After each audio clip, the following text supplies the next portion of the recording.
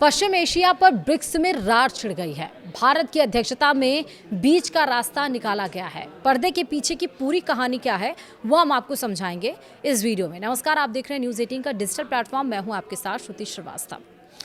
नई दिल्ली में आयोजित ब्रिक्स विदेश मंत्रियों की बैठक 2026 में पश्चिम एशिया के मुद्दे पर सदस्य देशों के बीच मतभेद सामने आए हैं। भारत की अध्यक्षता में जारी अध्यक्षीय बयान यानी चेयर्स स्टेटमेंट में स्वीकार किया गया कि मध्य पूर्व की स्थिति पर देशों के विचार अलग अलग थे। हालांकि सभी ने शांति, कूटनीति और अंतर्राष्ट्रीय कानूनों के पालन पर सहमति जताई है। नहीं समझ में आया होगा, आई नो दैट, इसलिए विस्तार से हम आपको इस वीडियो में बता रहे हैं, ध्यान से सुनिए। दरअसल 14 और 15 मई 2026 को आयोजित ब्रिक्स विदेश मंत्रियों की बैठक एक बड़े कूटनीतिक मोड़ पर समाप्त हुई। भारत की अध्यक्षता में हुई इस बैठक में उम्मीद की जा रही थी कि पश्चिम एशिया यानी कि वेस्ट एशिया और मध्य पूर्व के संकट पर एक साझा बयान आएगा। हालांकि जमीनी हकीकत कुछ अलग रही और सदस्य देशों के बीच इस संवेदनशील मुद्दे पर गहरी असहमति देखने को मिली। नतीजतन एक साझा घोषणा पत्र की जगह भारत को अध्यक्षीय बयान और आउटकम डॉक्यूमेंट जारी करना पड़ा। इस दस्तावेज में स्पष्ट रूप से उल्लेख किया गया कि पश्चिम एशिया की स्थिति को लेकर सदस्य देशों के बीच अलग अलग मत थे।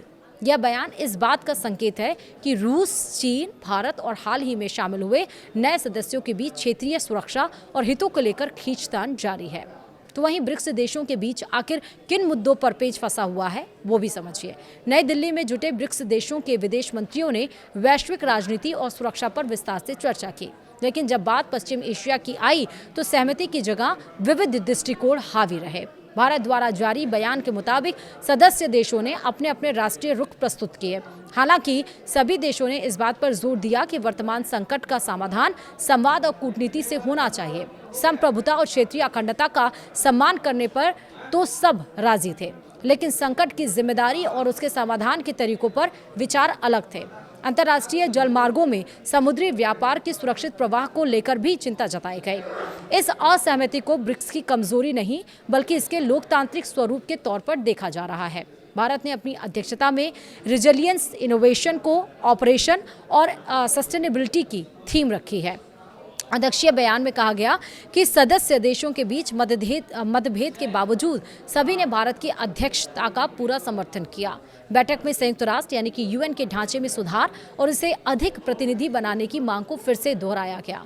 चीन और रूस ने एक बार फिर भारत और ब्राजील की सुरक्षा परिषद में बड़ी भूमिका की आकांक्षाओं का समर्थन किया। बैठक में गाजा पट्टी और लेबनान की स्थिति पर गहरी चिंता व्यक्त की गई। तो वहीं मंत्रियों ने अंतर्राष्ट्रीय मानवीय कानून के उल्लंघन की कड़ी निंदा की है। विशेष रूप से नागरिक बुनियादी ढांचे और आम नागरिकों की सुरक्षा पर जोर दिया गया। बयान में मांग की गई है कि गाजा में बिना किसी बाधा के मानवीय सहायता पहुंचनी चाहिए। साथ ही इजराइल फिलिस्तीनी संघर्ष के द्विराष्ट्र समाधान यानी कि 2 स्टेट सॉल्यूशन के प्रति प्रतिबद्धता जताई गई है। लेबनान की संप्रभुता और क्षेत्रीय अखंडता के उल्लंघन की भी निंदा की गई है और संयुक्त रूस के शांति सैनिकों यानी कि UNIFIL की सुरक्षा को अनिवार्य बताया गया। ब्रिक्स देशों ने वैश्विक शासन प्रणाली में सुधार की अपनी पुरानी मांग को फिर से सुधार दी है। मंत्रियों ने ब्रिटेन वुड्स संस्थानों यानी कि IMF और वर्ल्ड बैंक में बदलाव की आवश्यकता जताई ताकि वे उभरती अर्थव्यवस्थाओं का सही प्रतिनिधित्व कर सके। डिजिटल पब्लिक इंफ्रास्ट्रक्चर यानी कि DPI और ग्लोबल सप्लाई चेन को मजबूत करने पर भी लंबी चर्चा हुई है। सदस्य देशों ने माना कि एक ध्रुवीय दुनिया की जगह बहुध्रुवीय व्यवस्था ही भविष्य की चुनौतियों का समाधान कर सकती है। इसमें ग्लोबल साउथ की आवाज़ को बुलंद करना सबसे बड़ी प्राथमिकता रही। बता दें कि भारत में 22 अप्रैल 2025 को जम्मू कश्मीर में हुए आतंकी हमले की कड़ी निंदा भी की गई, जिसमें 26 लोग मारे गए थे। मंत्रियों ने स्पष्ट किया कि आतंकवाद को किसी भी धर्म या राष्ट्रीयता से नहीं जोड़ा जाना चाहिए। इसके अलावा साइबर अपराध, मनी लॉन्ड्रिंग और टेरर फंडिंग से निपटने के लिए आपसी सहयोग बढ़ाने पर सहमति बनी। डिजिटल युग में फैल रहे डीप फेक और मिसइन्फॉर्मेशन को भी सुरक्षा के लिए बड़ा खतरा माना गया। ब्रिक्स की यह बैठक 20वीं वर्षगांठ के ऐतिहासिक अवसर पर हुई। इसमें पहली बार नए सदस्य देशों की सक्रिय भागीदारी दिखी। हालांकि पश्चिम एशिया पर असहमति रही, लेकिन ब्रिक्स ग्रेन एक्सचेंज की स्थापना और ट्रॉपिकल फॉरेस्ट फॉरएवर फैसिलिटी जैसे नए प्रस्तावों ने भविष्य के लिए एक सकारात्मक एजेंडा सेट कर दिया है।